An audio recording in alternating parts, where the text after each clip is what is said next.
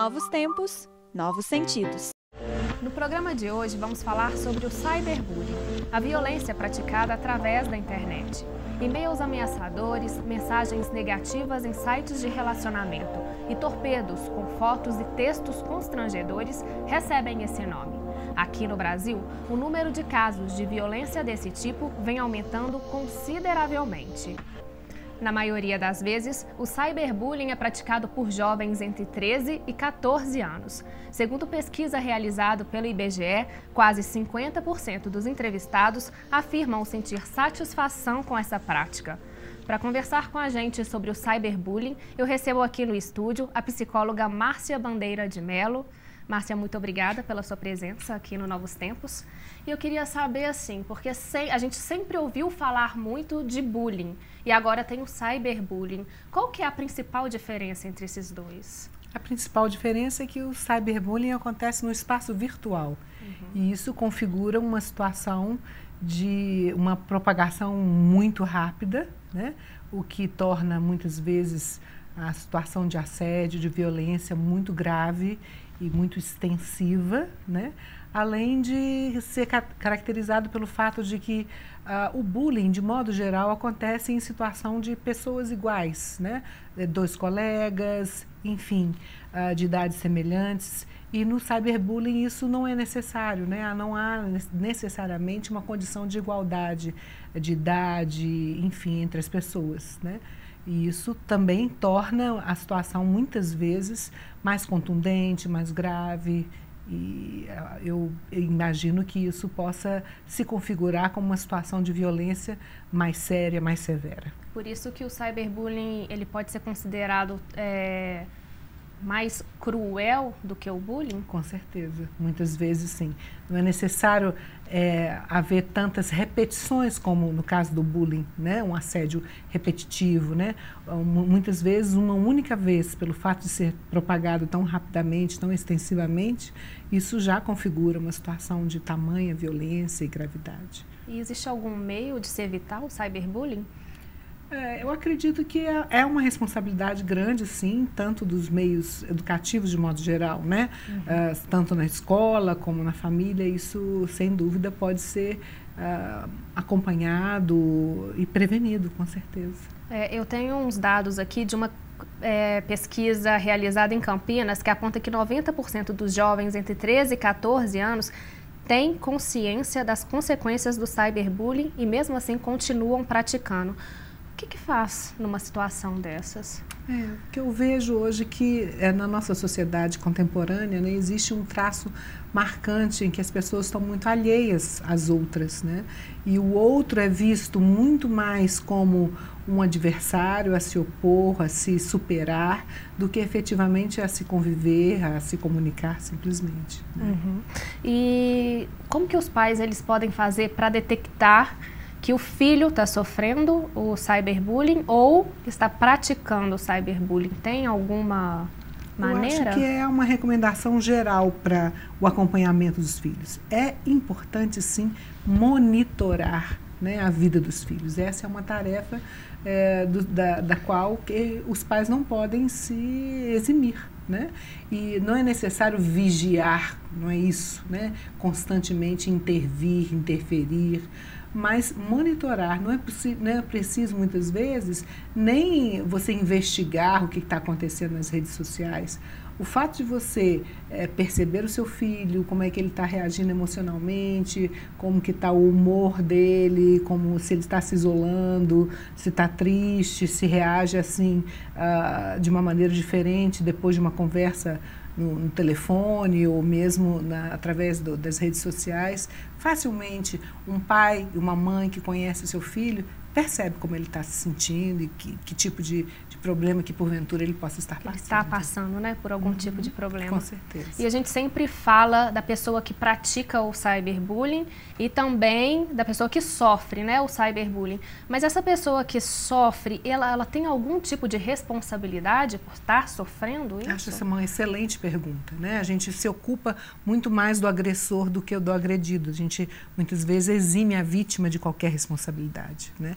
Nós não vamos aqui fazer nenhuma apologia a acreditar uma culpa nas vítimas, mas sem dúvida há responsabilidade, né? Hoje em dia eu vejo muitos jovens perdendo a dimensão entre o público e o privado. Né? Então, na medida em que há uma exposição exagerada, né, isso com certeza inclui a responsabilidade de quem se expõe na possibilidade de ser aproveitada uma foto ou, enfim, você permitir assim, se colocar em situações de risco. Muitas vezes a pessoa, né? Com certeza, com certeza. Vamos assistir agora uma matéria que ilustra um pouco isso que a gente está conversando?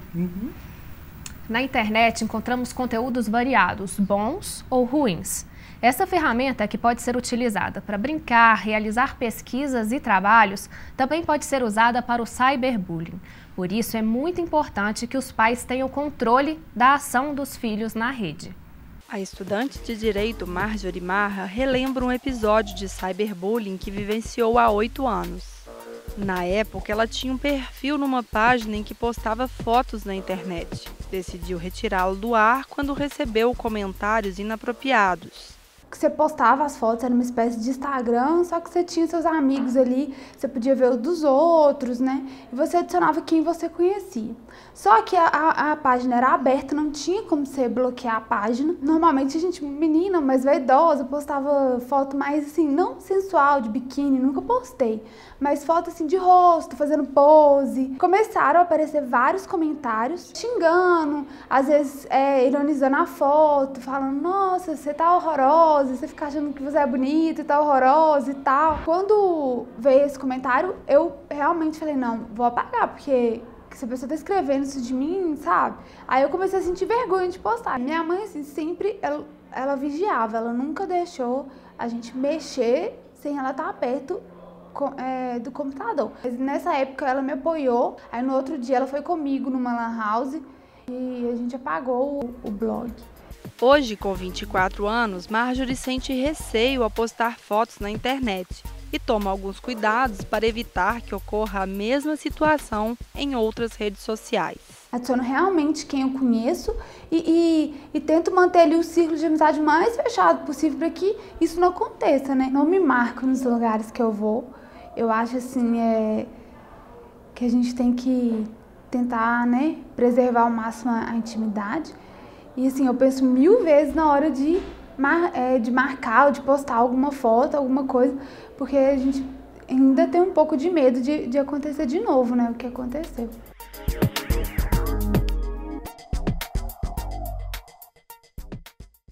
E o papel dos pais de acompanhar pertinho mesmo a ação dos filhos na internet? Como que eles devem agir? Como eu já havia falado com você, eu penso que é um papel mesmo de acompanhamento, de monitoramento, além de fomentar uma atitude de reflexão e de construção de uma postura ética de forma geral. Né? Não adianta só você impedir ou de você alertar que não deva agir desta ou desta maneira na internet. Né? É uma postura geral diante das relações, diante das pessoas, diante da vida. Né? As pesquisas mostram que a questão do bullying, do cyberbullying, está sempre associada a uma dificuldade de se apropriar dessa postura ética. Então, há que se fomentar, que se desenvolver esse tipo de postura e penso que isso é uma tarefa dos pais e da escola também. E como que os pais, devem lidar, por exemplo, com a situação? Eles descobrem que o filho está sendo vítima de cyberbullying e também descobrem, por exemplo, que o filho pratica o cyberbullying. Sim. Como que eles devem lidar com isso? Essa também é uma excelente pergunta, né? Acho que eles também precisam de se sentir responsáveis, né? Afinal de contas, eles são menores, né?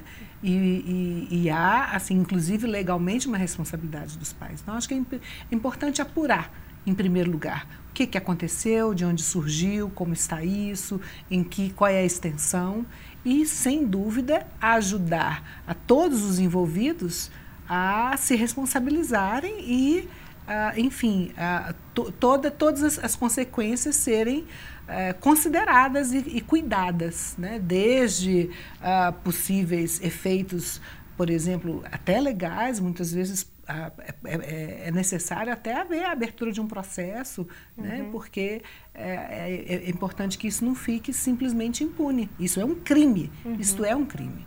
E é importante que os meninos e todas as pessoas envolvidas sejam responsabilizadas em todos os aspectos. Os professores e diretores de escolas também têm uma responsabilidade aí? Não há dúvida, né? Quantas vezes a gente vê uma atitude de uma direção de escola, claro, não há aqui que se julgar, né? Mas simplesmente para eliminar, para cortar o mal pela raiz, se expulsa simplesmente o aluno, né?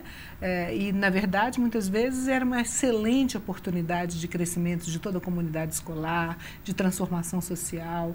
E eu penso que esse é um espaço fundamental dentro da escola. A escola não existe só para se aprender conteúdos formais. Levar esse assunto para discussão, né? Com certeza, com certeza. E as consequências do cyberbullying na vida de uma pessoa, elas podem ser desastrosas. Com certeza. Né? E essa pessoa, ela pode levar isso para a vida adulta? Sem dúvida. É claro que vai depender tudo de como que vai se lidar com isso. Vai se apurar, cuidar, considerar, resolver, equacionar, elaborar todo o conflito, todos os sentimentos que foram suscitados através dessa experiência, né? Eu não acredito em nada completamente determinante, mas com certeza há que se considerar a gravidade, a severidade de que isso pode causar, né, daí para diante, sem dúvida. Márcia, muito obrigada pela sua participação aqui com a gente. Agradeço você que nos acompanhou, continue ligado na nossa programação e entre em contato com a gente através das nossas redes sociais. Até semana que vem.